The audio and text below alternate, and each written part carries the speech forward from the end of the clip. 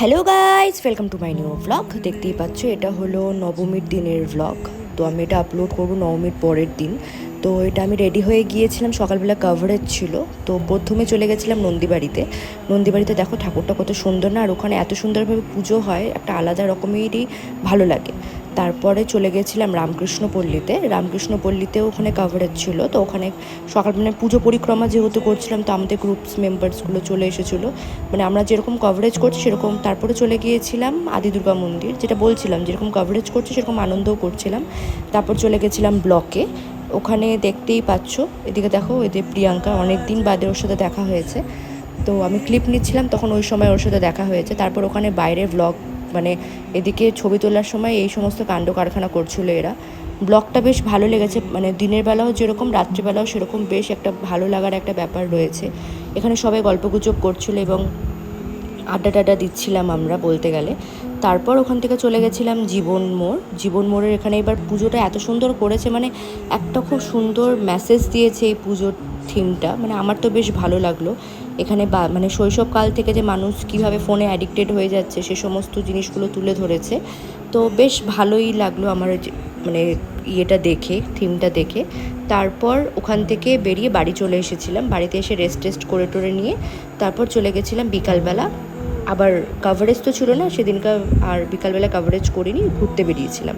সেদিনকার এত ভিড়, ভাবারই বাইরে এতটা ভিড়, কোথাও যাওয়া যাচ্ছে না, কোথাও হাঁটা চলা যাচ্ছে না। এতটা মানুষ যে কোথা থেকে যে চলে এসেছি ইসলামপুরে আমি ঠিক বুঝতেই পারিনি। তো যেখানেই তাকাও না কেন সেখানে শুধু মানুষের মাথা গোনা যাচ্ছে, এতটা ভিড়। আর রাস্তায় যারা গাড়ি চালাচ্ছে তাদের জন্য তো খুব একটা ডিফিকাল্ট বিষয়। তারপর ওখান থেকে আমরা ডাউনটাউনের ওখানে চলে গেছিলাম। আর কোনো পূজা মণ্ডপে সেরকম যাওয়া হয়নি। তো ওখানে সবাই মিলে আমরা গল্পগুজব করছিলাম, আমরা ঠিক করছিলাম কোথায় খাওয়া হবে না খাওয়া হবে একটা জায়গায়। তো শেষমেশ আমরা ডাউনটাউনেই খেলাম। এখানে গৌরব ক্লিপটা নিয়ে নিচ্ছিল, যে সবাই আছে এখানে, তো গৌরব ক্লিপটা নিয়ে নিচ্ছিল। তো বেশ আনন্দ হচ্ছিল, মজা হচ্ছিল সবার সাথে গল্পগুজব করে নিয়ে এইভাবে করে দিনটা, কারণ পুজোর সময়ই তো গল্পগুজবটা করা যায় এবং সেই সময় ভালো লাগে আর কি। তো সবাই মিলে আমরা গল্পগুজব করছিলাম। এদিকে ও ভ্লগ করছিল যে হ্যালো গাইস দেখো আমরা এখানে দাঁড়িয়ে আছি। তো এগুলো সব বলছিল, তো আমরাও ছিলাম এখানে।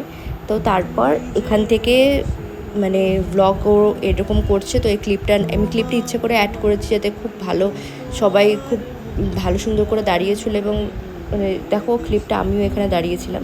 তারপর শেষমেশ আমাদের সিদ্ধান্ত নেওয়া হলো যে আমরা ডাউনটাউনেই যাব। তো ডাউনটাউনে আমরা চলে এসেছিলাম। তো ডাউনটাউনের বোন এদিকে ক্যামেরা শাই, যেহেতু ক্যামেরাতে আসতে পছন্দ করে না খুব একটা, তাই জন্য আমিও ওখানে বসেছিলাম, এই ক্লিপটা নিয়ে নিয়েছে।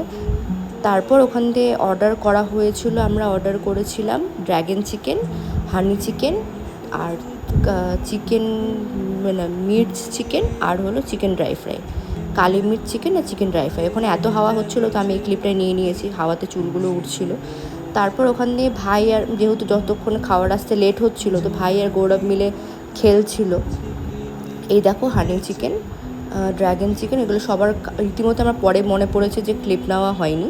তুমি সবার যখন খাওয়ার শেষের পথে তখন ক্লিপটা নিয়ে নিচ্ছিলাম। এই দেখো নান খেয়েছিলাম, নান ছিল এখানে, আরও মেন ডিশ ছিল, তার মধ্যে কোকটাও ছিল। সবাই মিলে আমরা বেশ গল্পগুজব করে আনন্দ করে খাচ্ছিলাম আর কি। তারপর চলে এসেছিলাম, কারণ আমরা যখন বাড়ি ফিরি তখন বাজে প্রায় 12:30টার সময়। 12:30টার সময়ও দেখো কত রাস্তায় ভিড়। তো আশা করি তোমার ব্লগটা ভালো লাগবে। তো আজকের জন্য এখানেই তোমরা জানিও পুজো কেমন কাটাচ্ছ। টাটা।